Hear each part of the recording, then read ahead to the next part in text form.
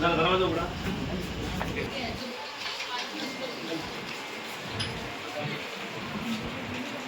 Generally लोक जे येतात तिथे येतात खायला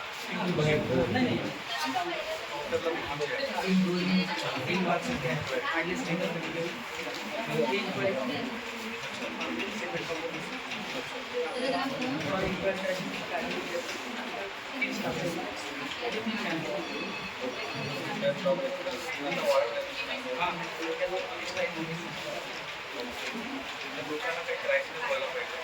गर्दी लागत असेल तर लोकांना माहिती नाही पाहिजे की इथे याची काय करायची. तुम्हाला कॉल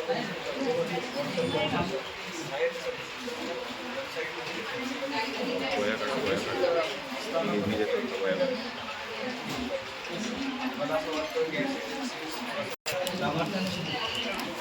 त्यांचा सेविंग तारखेचा मला मेसेज होता तो सिलेंडर आम्ही ते घेऊन आले आणण्यासाठी. त्यानंतर परत जण गेलं. आज 1 महिना झाला बरोबर. आणि यांच्या ऑफिसमधून फोन करून संधी जातो मी तुम्हाला दाखवतो पाहिजे किती कॉल करू.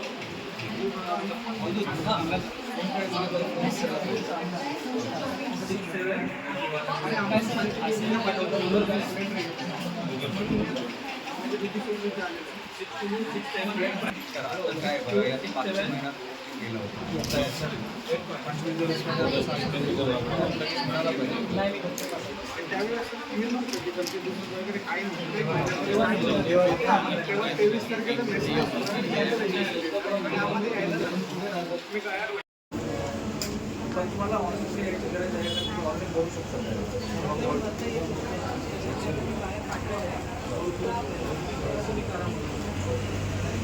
व्हॉट्सअपवर पण सुविधा आहे का?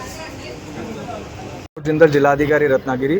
मी आज शांतादुर्गा या ठिकाणी हे आपलं जे HPCLच्या एजन्सी आहे, गॅस एजन्सी, तिथे पाहणी करायला, इन्स्पेक्शन करायला आलो होतो. इथे मला काही सर्वसामान्य नागरिक पण मिळाले जे काही दिवसापासून आपले जिल्ह्यामध्ये जे थोडा अफवा पसरतो आहे रिगार्डिंग गॅस, घरगुती गॅस सप्लायच्या, त्याच्यामुळे त्यांच्यामध्ये थोडासा पॅनिक निर्माण झाला होता. साठी मी त्यांच्याशी संवाद करण्यासाठी इथे आलो होतो आणि मी त्यांना सर्वांना हे आश्वासन दिलं आहे की आपल्या जिल्ह्यामध्ये चांगली पद्धतीने शासन आपल्याला गॅस पुरवठा देतो आहे.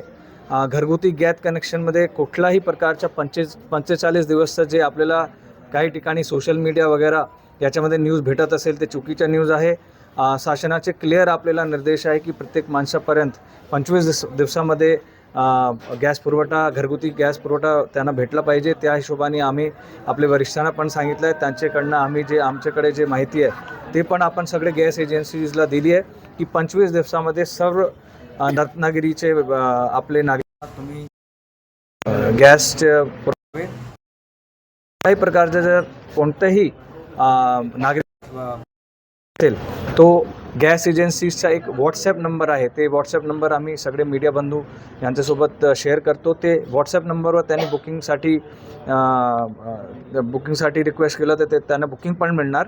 आणि त्याचबरोबर 11 फरवरीपासून म्हणजे 11 फरवरीच्या आधी ज्यांनी बुकिंग केले असेल त्यांना 25 दिवसामध्ये मिळेल. म्हणजे 11 + 25 26 त्या हिशोबाने पुढे जे काही बुकिंग येत असेल ते 25 दिवसामध्ये तुम्हाला मिळणार.